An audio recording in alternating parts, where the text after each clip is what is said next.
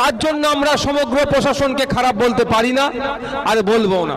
তবে হ্যাঁ, তখন আমরা টোটাল প্রশাসনকে করাপ্টেড বলবো, খারাপ বলবো যখন দেখব প্রশাসন একত্রিত হয়ে যদি এই যারা কালপিট, যারা আমাদের আবু সিদ্দিক হালদারকে খুন করেছে, একে যদি বাঁচানোর চেষ্টা করে, তখন আরো কোনো প্রশাসনকে ভালো কি খারাপ, তখন কিন্তু আমরা আর বাঁচবো না। আমরা এখনো সংযত আছি, আশা করছি আমাদের সংযত থেকেই আমাদের আবু সিদ্দিককে যে হত্যা করেছে, যারা খুন করেছে, প্রশাসনের মাধ্যমে, বিচার ব্যবস্থার মাধ্যমে আমরা ন্যায় বিচার পাবো।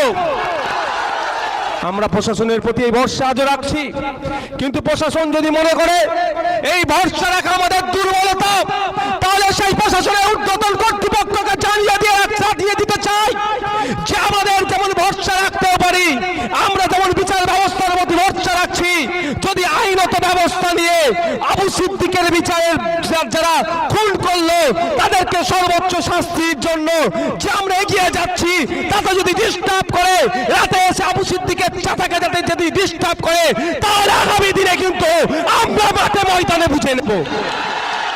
কোন মমতা ব্যানার্জি, কোন অভিষেক ব্যানার্জি, কোন তৃণমূলের কোন নেতা বা শাসকে যে আছে না কেন, কেউ আমাদেরকে আটকে রাখতে পারবে না। তখন আপনারা জানেন আমাদের পক্ষ থেকে থানায় একটা ডেপুটেশন দেওয়া হয়েছিল।